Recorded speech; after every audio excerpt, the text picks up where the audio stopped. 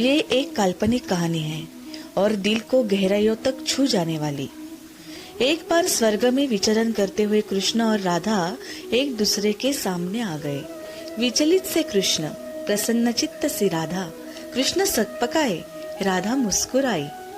इससे पहले कि कृष्ण कुछ कह पाते, राधा बोल उठी, कैसे हो द्वारिकाधीश।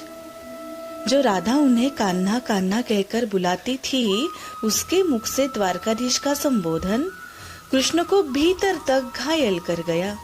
फिर भी किसी तरह अपने आप को संभाल लिया उन्होंने और बोले राधा से, मैं तुम्हारे लिए आज भी वही कान्हा हूँ। तुम तो मुझे द्वारकाधीश मत कहो। आओ बैठते हैं, कुछ मैं अपनी कहता हूँ, कुछ तुम अपनी सुनाओ।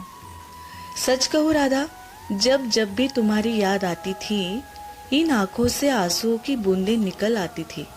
राधा बोली, मेरे साथ ऐसा कुछ नहीं हुआ, न तुम्हारी याद आई न आंखों से आंसू बहा, क्योंकि हम कभी तुम्हें भूले ही कहा थे। जो तुम याद आते, इन आंखों में तो सदा तुम ही थे। कहीं आंसुओं के साथ निकल न जाओ, इसलिए रोते भी नहीं थे। कान्हा, प्रेम से अलग होने पर तुमने क्या खोया, इसका एक आईना दिखाऊं तुम्हें। कुछ कड़वे सच प्रश्न सुन पाओ तो सुनाओ। कभी सोचा है इस तरक्की में तुम कितने पिछड़ गए। यमुना के मीठे पानी से जिंदगी की शुरुआत की और समुद्र के खारे पानी तक पहुंच गए। एक उंगली पर चलने वाले सुदर्शन चक्र पर भरोसा कर लिया और 10 उंगलियों पे चलने वाली बांसुरी को भूल गए। कान्हा, जब तुम प्रेम से जुड़े थे तो जो उंगली गोवर्धन पर्वत उठाकर लोगों को विनाश से बचाती थी, प्रेम से अलग होने पर वही उंगली क्या क्या रंग दिखाने लगी। सुदर्शन चक्र उठाकर विनाश के काम आने लगी। कान्हा और द्वारकाधीश में क्या अंतर होता है बताऊं। कान्हा होते तो तुम सुदामा के घर जाते, सुदामा तुम्हारे घर नहीं आता।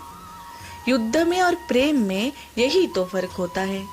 युद्ध में आप मिटा कर जीतते हैं और प्रेम में आप मिट कर जीतते हैं।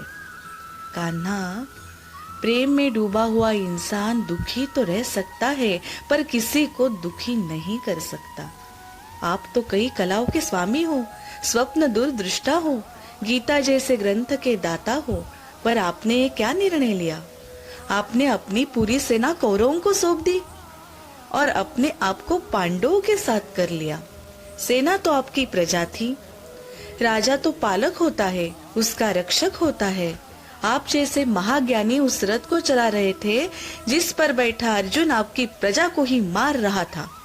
अपनी प्रजा को मरते देख आप में करुणा नहीं जगी, क्योंकि आप प्रेम से शून्य हो चुके थे। आज भी धरती पर जाकर देखो, द्वारकाधीश वाली छवि तो ढूंढते रह जाओगे।